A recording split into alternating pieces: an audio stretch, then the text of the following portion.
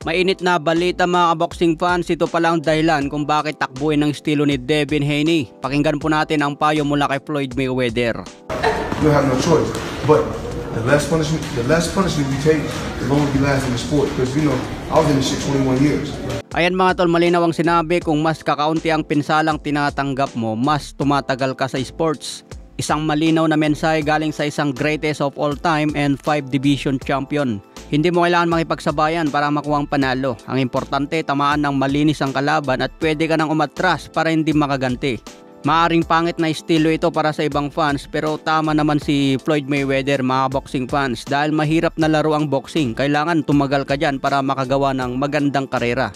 Kaya nga ibang kalidad nila Manny Pacquiao kumpara sa mga batang boksingero ngayon, dahil matibay sila Pacquiao noon. Kahit sabayan ng estilo, tumatagal pa rin ang karera. Umabot nga si Manny Pacquiao ng 30 na taon.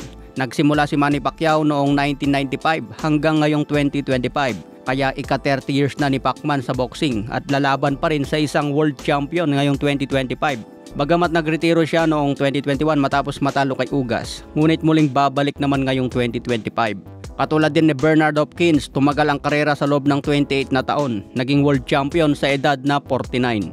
Kaya hindi pa rin mawalan ng pag-asa si Pacman na magawa rin niya mag-champion sa edad na 46. Gusto nyo ba malaman mga boxing fans kung ano ang mga pambihirang record ni Manny Pacquiao? Siyempre una, the only 8 division champion. Pangalawa, nakahawak siya ng belt sa 4 na dekada.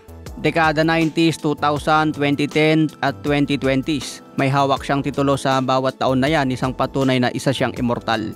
Pangatlo, si Manny Pacquiao lang ang tanging boksingero na nanalo ng lineal championship sa 5 magkakaibang dibisyon. Ibig sabihin, hindi lang siya basta nanalo sa bakanteng titulo. Tinalo niya ang mga itinuturing na true champion sa bawat dibisyon. Sino bang mga tinalo niya para maging lineal champion? Una sa flyweight division noong tinalo niya si Chatchay Sasakul. Pangalawa si Antonio Barrera sa featherweight. Pangatlo laban kay Juan Manuel Marquez sa super featherweight. Pang-apat laban kay Ricky Hatton sa light welterweight. Pang-lima sa welterweight division. Paano naman naging lineal si Pacquiao dyan sa welterweight? Ayon sa mga record mga tol, si Shane Mosley ang lineal mula 2009 hanggang 2010. Dahil tinalo ito ni Floyd Mayweather, nalipat na kay Mayweather ang lineal mula 2010 hanggang 2015. Nagretiro naman si Mayweather noong 2015 na undefeated. Kaya batay sa record mga tol, nagsimula ang lineal welterweight ni Pacquiao mula 2016 hanggang 2021. Noong panalo si Pacquiao kay Timothy Bradley, na recognize na lineal champion si Pacquiao. Hanggang natalo na siya laban kay Yordenis Ugas noong 2021. Hanggang nalipat kay Spence at nalipat na rin kay Terence Crawford. Dahil wala na si Crawford sa welterweight, gagawa na naman ng bagong lineal champion sa welterweight division. Yan ang abangan natin kung sino ang susunod kay Terence Crawford. Ano ba kasi ang basehan nila sa lineal champion? Sa pinakasimpleng kahulugan, hari ng division.